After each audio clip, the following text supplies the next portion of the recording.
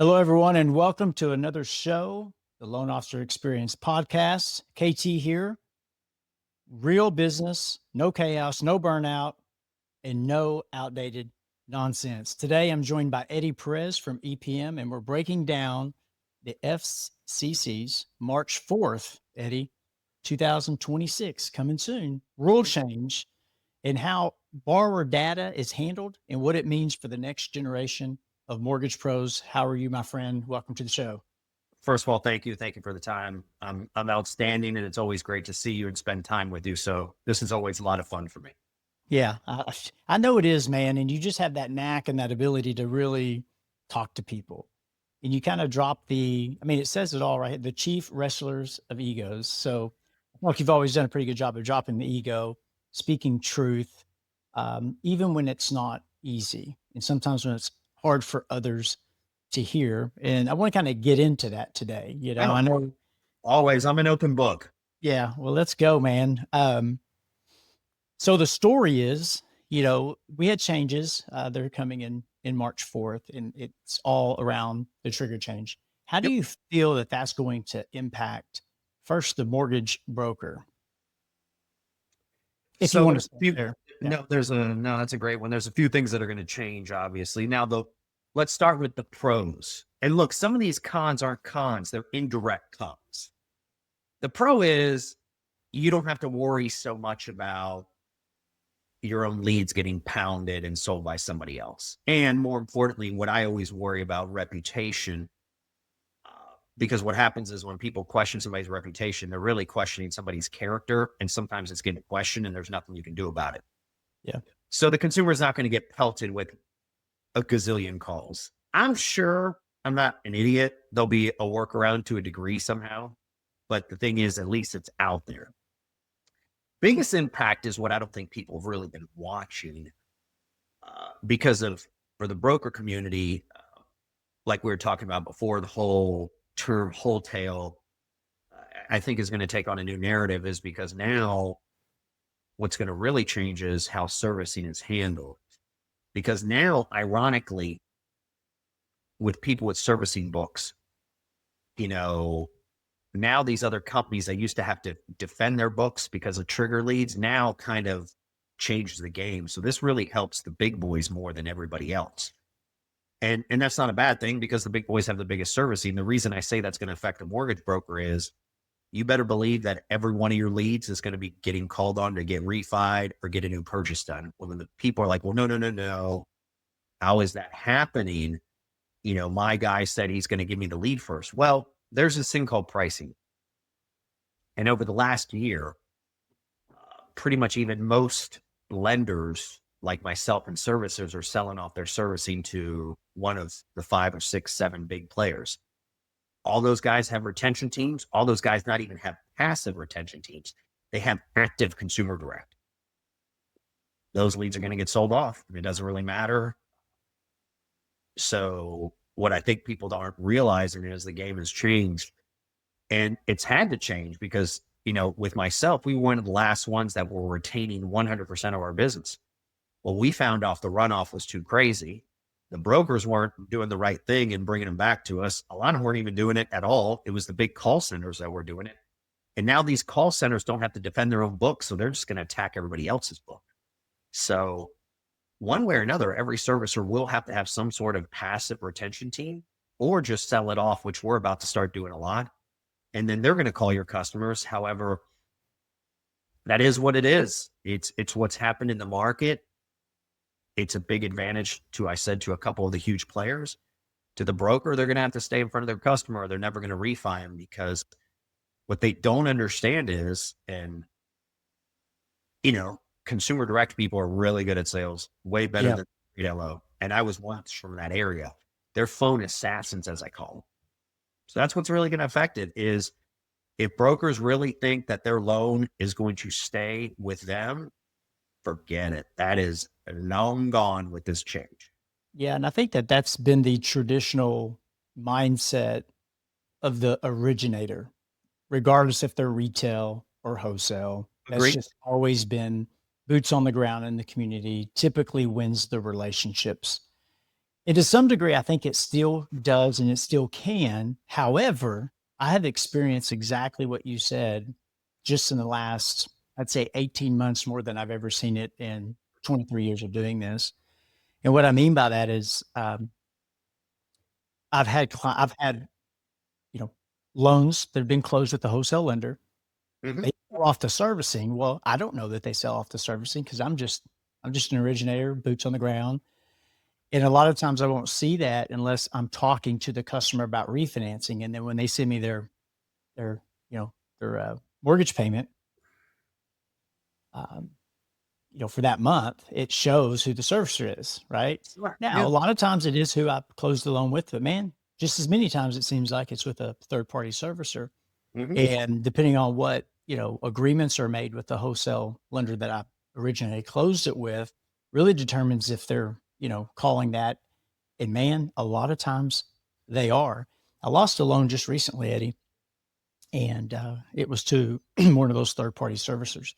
And man, when you say them guys are assassins, they are very good.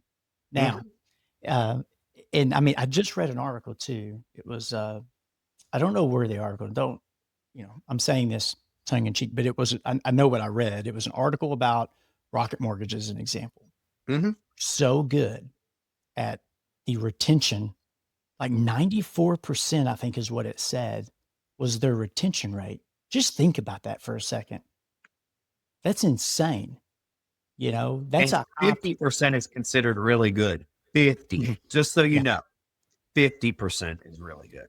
Yeah. And, I have hope though. I do. I really do. I do have hope that as technology evolves, I think one of the things, I think that these direct consumer originators that are really good, on the phone and have a very dialed in process.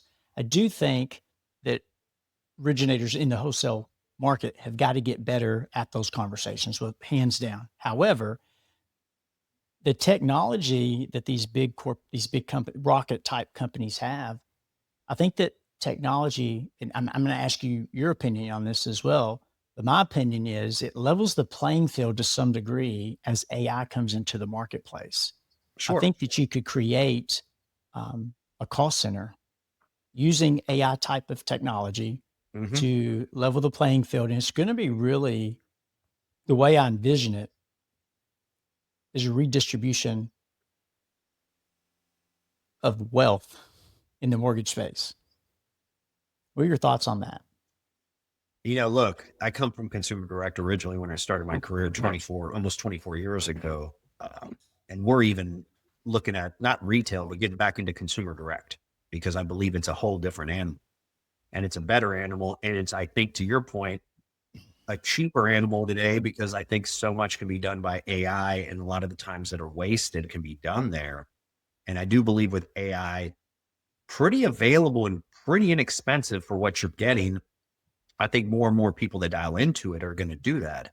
I firmly believe the organizations that invest in tech, AI, and even offshoring are going to change it because Yeah. speed is actually going to go up a lot higher and costs are going to go down. They're going to get both. Yep. And I think what people don't realize is this industry has become a commodity. And as an organization, as an originator, you got to align yourself with somebody who's good, fast, and cheap. Cheap, I mean competitive within 25, 50 basis points. I also think because you can become good, fast, and cheap that, margins, I mean, LO comp will probably go a little bit down just so they can compete faster and harder because they're still going to put in the same amount of hours, but they may be able to close a loan or two more. So I definitely think that's going to happen. And I think the redistribution of wealth is going to happen for the people that embrace those. And it doesn't matter if you have a lot or you have a little. I think you're all going to gain a lot. You may gain a lot more than you have, but I firmly believe that this industry is going to have 50 to 100,000 less people in it within the next 3 to 4 years because it's just not necessary. We've even seen that at EPM because now we're fully outside of these few little niche products. We're almost there. We're 100% broker self-disclose. Well, that's gone. Yep. You now have features in the organization that the originators balancing the CD and all that other stuff and COC, that's gone. You don't need that staff. And then underwriting, I think, even though there are pieces that you need onshore, are going to get offshore more anyway, because income and all the major things are going to get done with either AI or offshoring that move at faster speed. Because I firmly believe this industry to really become good, fast, and cheap, you got to become like Waffle House. And I'm talking about us Southerners, so we all get it. You get it. I think you're going to have to be 24/7, 365, because you can do that with offshoring in tech. You can have two teams that work 7 days a week, 12-hour shifts, and be able to give this to the customer. Yeah, 100%. Well, let's go back in time, okay? Because you've been in the business. We've been in business about the same amount of time. Obviously, you've been uber more successful than I have in the space, but I've it's just had a lot of really good people, though. I've yeah, had for really, sure. really good people. Yeah, for sure. Well, remember in 2005, we'll use that as an example. We were making margins on FHA loans at 6, let's say 4.5 to 7. Is that fair? Very You would fair. see that Even, on. I mean, on the state, I mean, if you were a lender, you didn't have to disclose it, but even as a broker, Mhm. some states allowed 799 in what was known as Section 32 that nobody knows about now. Right. Some states had you capped at 4, but yeah, dude, it was 4 to 750 all It day, was. all Yeah. day. Yeah. And I was a correspondent lender back then. So you could get to 700 with no problem Oh, all I'd day. get 700 all day. Yeah, 6.5 and all day on an FHA loan. It's a long way from 40 or 50 bips that we're talking about today. But the reason I bring that up is because it's the evolution of the changes, right? We look like you look at even the last 24 months, and to even think about anything above, the max comp rate for just brokers in general is 2.75. That's the max, right? Now, if you become a correspondent lender, that changes to some degree Mhm. for your organization. However, it's still 2.75, and most originators are still doing, on the wholesale side, a lot less than that. I'd say between 1.5 and 2. Because And loan amounts so, went up. Everybody doesn't realize that loan amounts have skyrocketed up. yes, yes. So I think that you make a really good point. It's a new model. And I've been saying this too, man. I've been saying, man, you have got to look at your business a little differently, regardless of how long you've been in the business or how little of time. You have to look at history. We've heard it many times before. History repeats itself, and what we're going to see is a change in business model. I think that we've seen it. It's been gradually, slowly but surely. And I do, Eddie. I just think we're at a point to where good, fast, and cheap is going to be the new model moving Well, forward. that It's not. happens when you're a commodity. Yes, it does. And I agree that we are there. And you can listen, there's an argument, well, you can be an advisor. Okay, you can be. And I still think that, you can even charge a higher premium, but it depends on what And your goals are. I just think that you can there's going to be a market for that. I just think it's going to be smaller, and I think that it's going to continue to die. so what I think people don't realize is there's just more commoditized than food.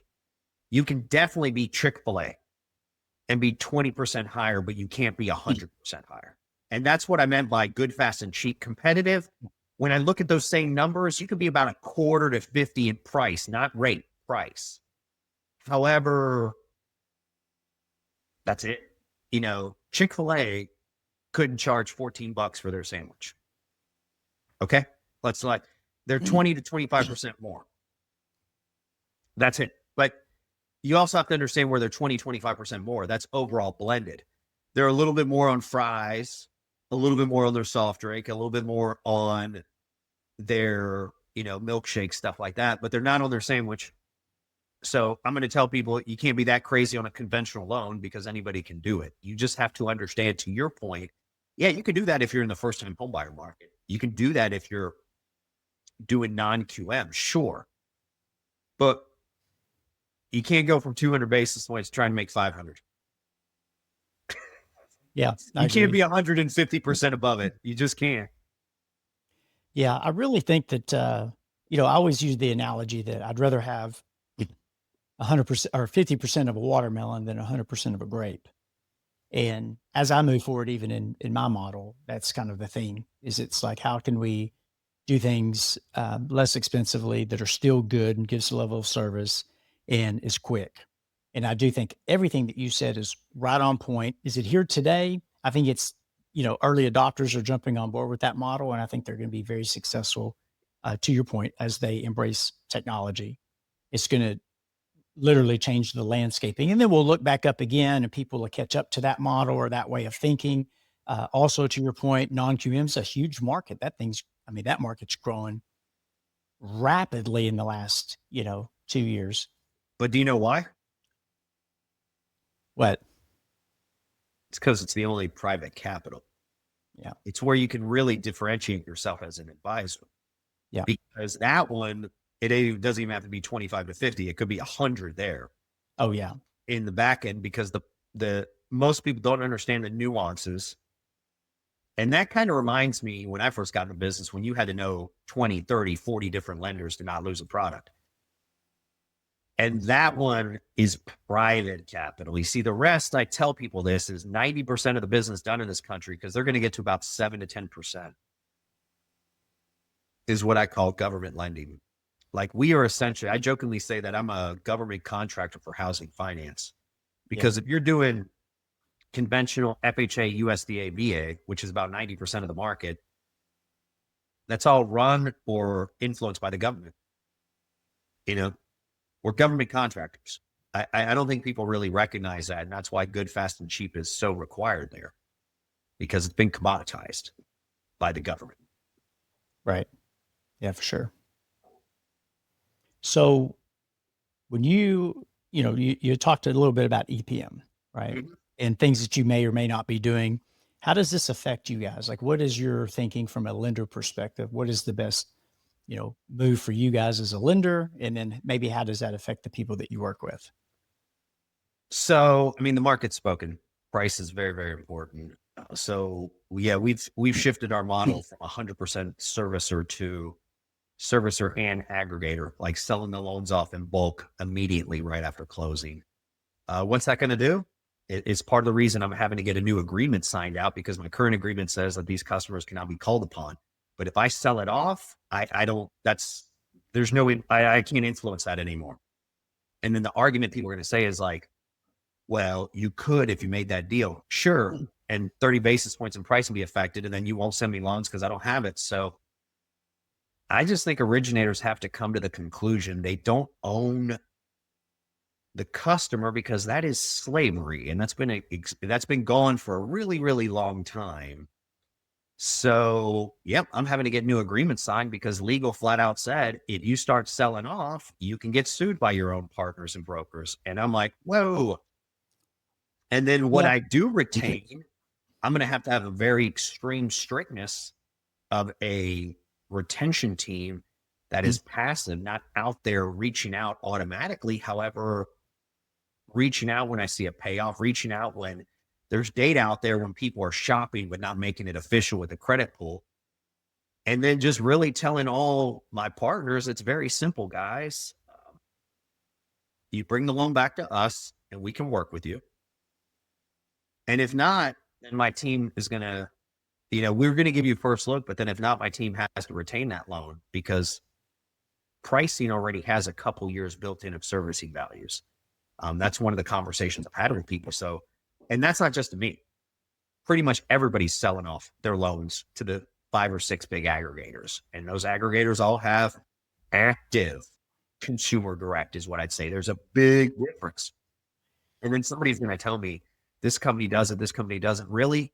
Go look at their servicing. They've all sold it off to the Mr. Coopers of the world. Like, those days are gone, guys. Yeah. I hate to say it, they're not coming back. And if you don't want to do business with somebody, and I saw Brandon McKay make this, like, you kind of want the lenders you're doing business with working with you to keep it. And who cares if they kept it?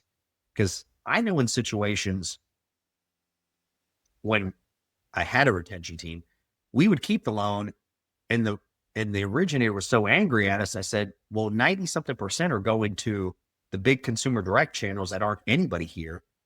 And it's like, oh, you would rather us like lose the money, because when you have a retention team, you're not really making any money. You're just trying to keep it on the books instead of losing that revenue. that you've basically forecasted for 4 or 5 years. Well, you said something that is a very true statement. It's maybe controversial also, but like almost every single wholesale lender sells it off or some. No, everybody does. I'm just Yeah. letting you know, Or some. Yeah. even retail. There's Yes. 7 people that buy loans left. There used to be 30. Yep. 7 left. 7. Mhm. Yeah. Now, some Outside do non-standard. source them. Yeah. 7. Including you guys. Like some of, like, yeah, sometimes they do keep them and they service them, but they don't service 100% of their loans. It's, you know, Well, to you some degree, I can't would if always, you want to. You can't, KT, if they want to compete on price, which the originator wants. Like, exactly. yeah, pricing has gotten really, really sharp. You know why? I'm selling it off, bro, and I'm just Yeah. being very radically candid with you. Yeah. So is Yeah. the competition because they started Mhm. doing it a year ago. I And held off hedging, as long they're as I. hedging to give you those prices, right? To try to, you know, put a little bit more meat on the bone. I get it. Like, but a lot of people don't. And so this is a great conversation to have. Yeah, But if you think that your wholesale lender isn't selling those off, they are. They're not going to call them a lot of times. And that's sometimes how these agreements are I've seen are it's the written. Says, well, loophole. we're not going to reach out and follow up with them, but they're not, but they're saying they're not, right? And if they sell it off, they're still not doing it if someone else is. And so you have to really read through those agreements and understand the language, you know, and how they wrap that around. Mm-hmm. But, you know, I've always had the mindset that, well, I don't care. They're going to sell them off. Some are going to get sold, some are not, which kind of brings up the next, you know, point is as an originator, you have to be laser focused on follow up and staying in front of your people and having these conversations, right? Because I always like to tell my database, you know, hey guys, you're going to have people reach out to you. You're going to get offers in the mail, all of these things. Look at them. If you're interested and you want to know if it's valid, reach out to me because you know as well as I know, a lot of those offers aren't great. A lot of times they'll have 2 or 3 points, you know, charged to them, you know, to make that a reality. They are, you know, if you read the fine print, they got to close in 10 days. They're going to pay 2%, close in 10 days, and they got to have a 780 credit score or higher, which is which is not most people. A lot of it's just marketing to get you to call. It is. It is. Yeah, for sure. But the back end that you got that you're, you know, referring to, it's such an interesting conversation. Um, and no one owns the customer, you know, the best marketer a lot of times will win in these ways and get that business. And so I do think the originator has the advantage, but that's the whole problem is most of the originators aren't willing to, you know, do the things that are required to keep those customers, you know. But they do have one thing that no one else has is they have boots on the ground in their community. You know what I'm saying? And so Yeah. that's a model. That's a model in itself. You just have to be Yeah. really good. And you have to stay in front of them. And I always say this, it's like, you can't get mad that your customer refied with somebody else if you haven't called them. It's kind of like, I had somebody tell me this is like, just imagine if you had a girlfriend and you quit talking to her, eventually she'd leave you, wouldn't she? You know, I think that what this industry's got to change is you don't own the consumer, because then the question I would tell you is, do you like being owned by somebody else? Like, let's go put the shoe on the other foot. If the other person doesn't call you or treat you well, or look, a lot of people are ashamed when they have to refinance because potentially maybe they got to get cash out. They put some debt, or maybe something's happened in their life. And you got to respect that as a human of what's going on with them. I mean, that's just common decency and just ethics right there. Well, how do you think this is going to affect the retail originators? You know, they're already at a disadvantage, although I would say a lot of them have become more competitive. They're still not there, but they're closer than they have been previously. But then again, I think that the wholesale channels even moved a little bit, you know, in a positive direction for the consumer as well. Mhm. And, you know, we're not here to bash retail. I was retail for almost 10 years. I had retail. Yeah, you had retail. What would you say to those retail originators now? Like, I think that the wholesale channel is growing. I think it's going to get bigger. I think it's going to continue to grow. What would you say to those people, knowing what you know now? Have an open mind, understand the differences. A lot of wholesale is third party origination. You know, I firmly believe non-del is kind of a cheat code, kind of the contra code, because you kind of get We've the talked best of about both. this. Yeah. Yeah, you get the best of both worlds. You do. Yeah. It You is. have a lot more flexibility. You basically, it's cheat code. I mean, there are literally lenders on the wholesale side that are basically retail. Yes. I And they mean, have a 100%. competitive advantage. Like, yeah. And the So, laws are written to their favor. You know, the laws are written very good to the wholesale favor. Non-Dow is just straight up cheat code because here's what people don't understand. You know, full blown retail, because of the laws of Dodd-Frank, you have to have so much staffing and departments. It's really expensive. I would just tell those retail originators, like, if you're under the P&L model, you know, go move to the P&L model of somebody that has wholesale or, you know, non-Dell. Or if you don't want to do that, go start your own broker shop and go get your own non-Dell. Cause I've even had some of my own guys that have done that and they're loving it because it's like, it's almost like the movie Blade, if you remember it. You know, you kind of become the daywalker, all strengths and no weaknesses. You kind of get the ultimate balance and you still have control. That's kind of bananas if you think about it all. I would just tell them that it's really what you want to do. Now, where retail is really strong, and you have to be this honest as an originator. If you want to turn in the file and walk away and everything's handled for you, and I'm not talking about just processing the loan and getting it to the table, your marketing, everything of that nature, bro, then don't leave it. Understand you make a little bit less, but you may make more because of just pure amount of units that you can pump out more. So it's really about your personality. I would just tell them to understand that there are solutions on the third party space. There are fabulous processing companies that basically have that same method. You just have to understand what the differences are.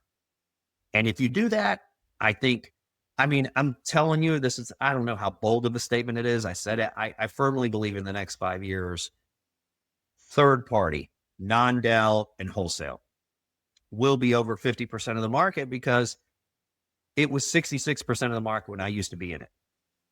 yeah, I remember those days. Yeah. And I think it can even get higher because the banks are a lot smaller than they used to be. Thank you for saying that, Eddie. I have been waiting for someone to say exactly what you just said because no one talks about it in the wholesale channel very often. No one's teaching it to the retail originators. And you're right, man. When we say, if you're listening to this, like, hear me out. When Eddie said non-Dell's the cheat code, it is. It's the only way that I've been set up in the, you know, 10, 13, 14 years that I've been in the wholesale side. That's the only way I've ever done it. And there's a lot of myths around how difficult it is to get to that level. And it's really not. You would be, you know, extremely surprised of how simple it is. But that's the story that retail tells originators. Oh, you don't do non-Dell. It's too much risk. It's the very thing that, like, you realize Fraud's your you're only asking risk. somebody that's doing it themselves and they're telling you that because they don't want you to do it. Well, yeah, it's kind of like, oh my God, if I share this information, I'm going to lose people. I've just always believed more in the Gary Vaynerchuk that if you're very radically candid and you share, it'll all work out for everybody. You just got to be very confident and self-assured in who you are as a person. Yeah. Well, I love non-Dell. I've been like I said, it's the only way to be. It's the best of both worlds. I think that as we do move forward, it's going to be leveraged more. I think we're going to be doing a lot of education around it.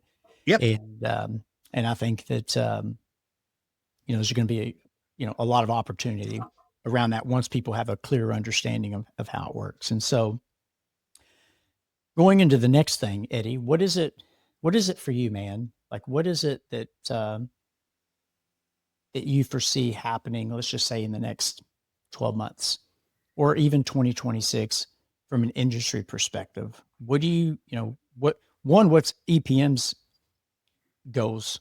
What do you guys hope to achieve in helping the broker model? And then what do you see as a market entirely in the coming year? So for EPM is we're definitely going through what I call a reimage because I don't think people realize that we can do A to Z and we do A to Z really, really well. And that we've caught up on the tech and we've caught up in a lot of and actually advanced on some of the AI compared to others. We just haven't done a really good job of marketing ourselves. So that's definitely going to be changing. And there's still some nuances we have to roll out over the next 30 to 60 days. They're going to be a huge impact because, like I say, is I'm full blown ahead on the full blown good, fast, and cheap. All three. I'm not going to pick two. And then as a market, I think wholesale is going to keep growing, or non-del, whatever. I just call it TPO because that's just a whole lot easier. Third-party organizations are going to keep growing. I TPO. think the leaders in that industry are going to keep growing. I think more and more of those organizations are going to get bigger and new players are going to come in. Not new players, more people are going to rise up and get bigger. I think you have huge amount of opportunities for growth. But I think we're going to see more of the same. Refi boom isn't coming. I do believe, though, and it was pointed out yesterday, 35 trillion in equity. I think second mortgages and home equities are going to explode. And I think those are a cheat code if you lean into those, because the argument's going to be like, oh, because, people gotten really arrogant. 20 years ago, $200,000 loan, everybody was all about it. Now they're like, oh, if I'm not 450, I'm wasting my time. All right, dude, you're going to be able to close those 150, 200,000 loan. That's really good to your consumer and make great revenue. And it's easy, guys. I used to laugh at how simple these loans are getting closed in 3 to 5 days. Do you really think you deserve something like 10K on a loan that takes a couple of days and all you did was point them in a direction? I mean, guys, the arrogance has to go away. I mean, I remember people saying, a $400,000 A paper loan, 20% down, like, I deserve my bips. And it's like, bro, dude, you barely did any work on this file. The consumer made it easy. So acting like a bunch of realtors. yeah, it's, I think the new guard is going to keep coming in and in and in, and it's going to be really, I think everybody in sales of this industry, to a degree, because it is a commodity, is somewhat of a order taker. The question is, are you going to be a more market driven influencer that knows how to brand themselves to get those orders in the door faster? That's what I really think. Bingo. And there's no shame in that. Yeah. Because if you market yourself and you build yourself and you provide that value, that is sales. That's business development. Like, trying to be smooth on the phone, dude, come on, dude. It's a commodity. Yeah. It's a commodity. I got you. Well, for those that are listening, and Eddie, I want you to answer this one last question in closing. Okay. And I appreciate your time today, man. Man. I love just learning from you, man. You got so much knowledge, and I feel like I know a lot of stuff, and then you kind of make it more clear for me. Well, you can always call me. Everybody can. I love sharing information. It's really, really fun for me. That's awesome. So you talk about, and this is for those that don't know, I know because I've talked to you enough to know the difference, but when you say the new guard versus the old guard, just talk to the audience about what that means to you. There's rules. The market has changed, and the market being the macro, things that you can't control. It's nothing about age. People have to understand that because of Dodd-Frank and what happened, and more importantly, quantitative easing, where rates were brought down, the system got rigged, and the system's rigged right now against the originator. However, it doesn't have to stay rigged. And that's going to be a lot in my expose book when I try to publish it here in the next few months. That explains what the new guard does. The new guard is, like I just said, and I will always have my deep love for the originator because I was an originator, and it's still an originator game. It's just like I said, is originators need to understand that they're order takers. And I'm not saying that as an insult. The question is, can you market? Can you understand products? So in other words, your knowledge base needs to go up. There doesn't need to be somebody who's in any niche. And what I mean by that is, yeah, if you want to do non-QM or something like that, great, first-time home buyer, but why? The information and the AI is so readily available. You should be able to do A through Z loans. And that's part of the reason we want to be the first lender that can do A through Z, because I want to be there for the originator. I want to be their go-to lender just because I am good, fast, and cheap, and I can cover everything in its borderline one-stop shop. That doesn't mean that I believe I should get 100% of people's loans, because then if I do, I'm just retail. I'm just dressed up retail. So it's just, I want people to have options and all that. And that's what I talk about, the new guard, collaboration, not, this person's a competitor and I want to annihilate them. I think that's just a bunch of garbage. And I think you also have to have an open mind that, yeah, potentially the people you're doing business with will be offshoring jobs, not because of cost, because of culture. Because I do believe a lot of the American workers to this point have become entitled and arrogant about it. And that's why Toyota disrupted Detroit in the GM model, was because all of a sudden quality does matter. Speed does matter. You do have to be good, fast, and cheap. And Japan proved it in the car industry. Yeah, Uh, sure did. Yeah. There's a book on that, actually. It's Toyota something. It's a great book about how. yeah, I read about it. One of the biggest, there's been 8 or 9 big disruptions, but that's going to be the disruption. Just like Uber disrupted it because taxi cabs smelled like piss, drove like shit, and were assholes. Surprise, surprise. Good, fast, and cheap. That is Uber already. Chick-fil-A, that is even Nike. And people are like, man, those shoes are like 150. Dude, have you seen some of these Gucci shoes for 1,000? But for a sneaker that performs and looks great, it's about being competitive for the value you provide. For sure. Yeah. Sure, you can get a it. cheaper shoe, but your feet may get torn to shreds. So was it really cheaper? Or better? Yeah, you can be all three. And I think that's what the new guard is all about. And it's there, guys. I just saw it at the MBA conference. Out of 138 sessions, 30 were just on AI. If you throw in tech and how to market and brand yourself, it was over 50%. And look, I was one of those that always joked about the pale, male, stale, and frail look. Man, I saw more people in jeans, sports coats, regular attire at an MBA conference than I've seen at any broker show or anything like that. Like, the new guard just somehow showed up at that conference faster than ever, but it was, of course, driven by the tech innovators, just like how the dress code changed is because of the Steve Jobs and the Apples of the world that said, oh, it's okay to be business casual. Just bring your best form. I think that's what it's going to be. Yeah, I love I think it. it's going to be a no bullshit approach. Well, Eddie, if somebody just wanted to reach out and just, spend some time talking to you about EPM and or, market questions, I always felt like you're pretty approachable and pretty easy to get in touch with. What would be the best way for them to do that? I mean, they got to reach out to my EA. He's the grandmaster of my schedule, because if not, I would overload myself and disappoint a lot of people. Sure. Right. His name's, his name's Steve Bradshaw, but his email is J, because his legal name is Johnny first, jbradshaw@epm.net.